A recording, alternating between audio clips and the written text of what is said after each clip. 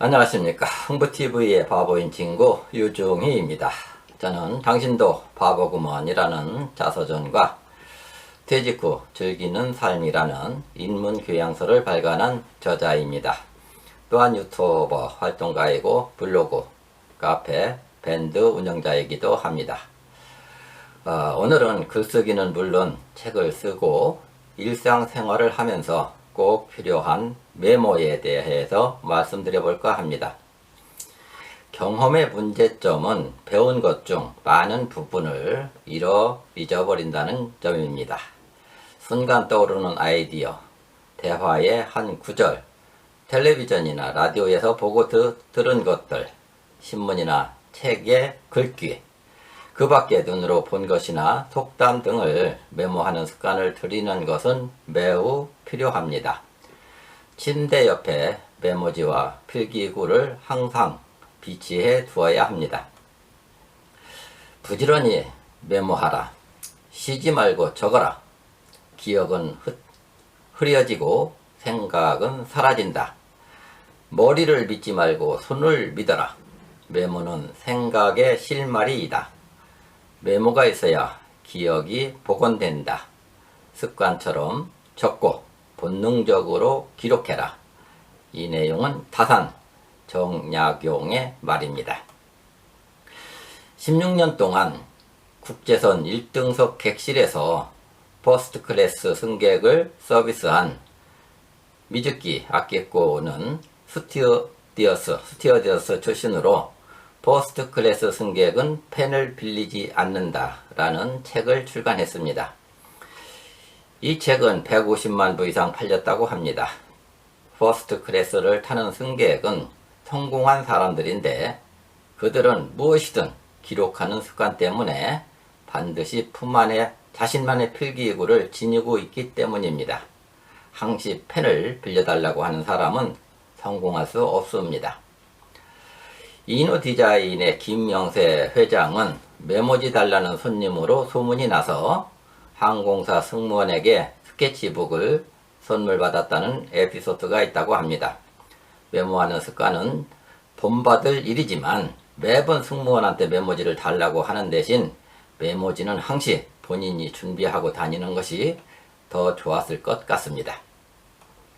기억력을 강화하고 확장하려 애쓰지 말고 유명한 구절이나 좋은 말을 기록하는 습관을 먼저 가져야 합니다. 아이디어의 옳고 그름은 그리 큰 문제가 되지 않고 단지 관심을 끌 만한 것이면 됩니다. 잠을 자던 중 또는 꿈속에서 너무 좋은 아이디어라서 당신은 내일 아침에 반드시 기억해 내리라 다짐했지만 그 아이디어는 꿈만큼이나 빨리 사라져버려서 다시 떠오르지 않는 경험을 해보았을 것입니다. 언제 어디서나 멈추지 않는 메모가 시간과 아이디어를 만들어줍니다. 기록한 메모는 너무 자주 볼 필요는 없습니다. 메모장 전체를 훑어볼 가장 좋은 시간은 기차 여행 시, 비행기를 기다리는 동안 또는 휴가 때 등이 좋습니다. 메모장을 쭉 훑어보면 다양한 연결고리들이 눈에 들어오기 시작합니다. 지금까지 아무런 연관이 없던 요소들이 하나로 합쳐지고 좀처럼 하나가 되기 힘든 것들이 상호작용하여 평범한 메모장을 새로운 아이디어의 온상이 되게 합니다.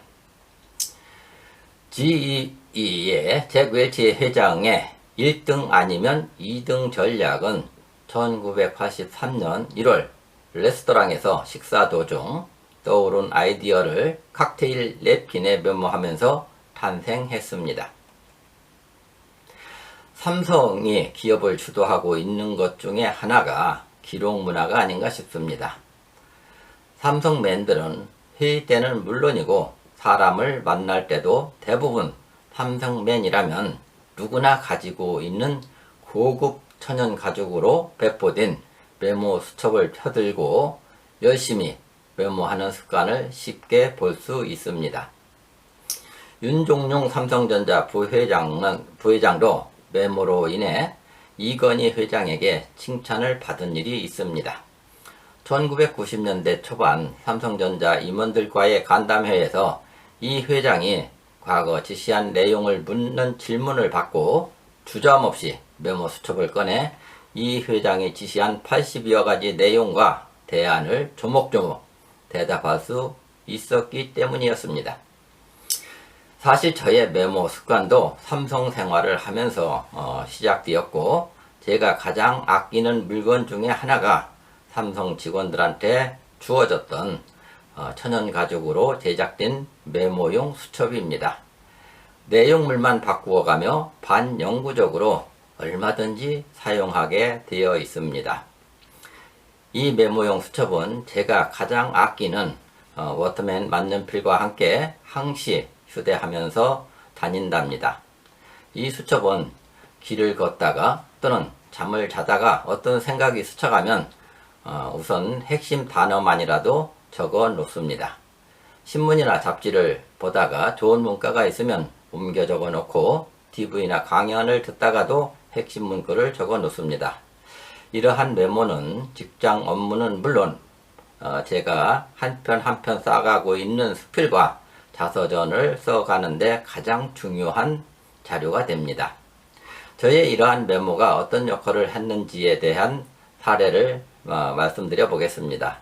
현재 책을 2권 발간하였고 2권 분량의 원고를 거의 마감 상태가 되었는데, 이에 가장 큰 역할은 메모를 해 놓았기에 가능한 것이었습니다. 블로그와 카페를 운영하고 유튜브 활동을 하는 것도 사실은 이 메모가 아니었다면 감히 생각해 볼 수 없었을 것입니다. 메모 수첩은 세 종류가 있습니다. 저에게 그렇습니다. 첫째, 휴대용 메모 수첩입니다. 아까도 말씀드렸습니다만은 제가 삼성에 근무할 때 받은 천연가죽 휴대용 수첩입니다. 바로 이 수첩입니다. 이거를 한 30년 쓴 것이기 때문에 이 겉에 삼성 마크라든지 이런 거는 전부 지워져 있습니다. 그리고 요 내용물만 쓰면은 요 부분만 이렇게 바꿔가면서 쓰면 됩니다. 이것은 천연가죽이기 때문에 30년 이상 썼지만 앞으로도 제가 뭐 죽을 때까지 잊어버리지만 않으면 이것으로 활용이 될 것 같습니다. 두 번째 제 메모장은 서재에 보관된 수첩입니다. 책을 읽으면서 신문이나 잡지를 보면서, 그리고 요즘 소통의 대체인 카톡으로 주고받는 내용 중 중요한 문구는 이 수첩에 옮겨 적어 놓고 있습니다. 바로 이 수첩입니다. 이렇게 책이라든지 뭐 이 카톡을 주고받는 좋은 내용이 있으면은 한 장 이렇게 정성 들여서 적어가고 있습니다. 이 메모용 수첩도 저의 책을 쓴다든지 블로그 활동을 하는데 아주 유용하게 활용하고 있습니다. 세 번째는 저의 그 침실용 메모지입니다. 제 침실 머리맡에는 항시 조그만 한 걸로 해서 이 메모지를 필기구와 함께 놓여 있습니다. 잠을 자다가 문득 눈을 떴을 때 떠오르는 아이디어나 생각이 있으면은 뭐 잠결이기 때문에 그냥 키워드만 한 단어 또는 두세 단어만 적어 놓고 또 잠을 잡니다. 다음날 일어나서 그 키워드만 보면은 그것이 어떤 내용이 있는지 바로 활용할 수 있도록 하고 있습니다. 그런데 이제 한 가지 저의 메모 습관으로 인해 곤욕을 치른 적이 있습니다. 공기업에서 생활하던 중 메모 습관이 없는 일부 리더급 인사들이 저의 메모 습관을 이상하게 여겨 메모지에 무슨 내용이 쓰여 있는지 확인해야 한다는 괴소문이 나돌았습니다. 어쩔 수 없이 제 프라이버시도 담겨있는 이 메모용 수첩을 자진해 감사실에 제출했다 찾아온 가슴 아픈 에피소드가 있습니다.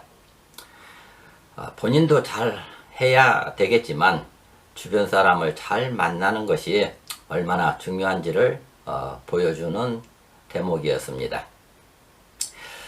찾지 않았을 때도 생각나는 것들은 대부분 매우 소중하기 때문에 조심스럽게 다루어야 한다. 왜냐하면 그런 것들은 좀처럼 되돌아오지 않기 때문이다. 라고 프랜시스 베이컨은 말했습니다. 메모용 노트 속에는 요소에 많은 개념이 주둔하고 있다. 따라서 노트 임자는 군대를 불러내 적절히 점호시킬 수 있다. 라고 이 메모에 대해서 토머스 풀러는 이야기를 했습니다.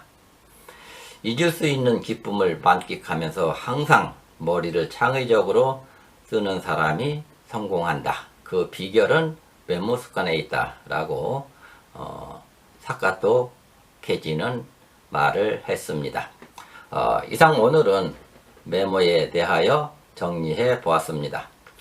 여러분의 좋아요와 구독은 저의 고품격 유튜브 방송에 많은 도움이 됩니다. 꾹꾹 눌러주시기 바랍니다. 댓글은 제가 소통하고 공부하는 원동력이 되어 환영합니다. 감사합니다.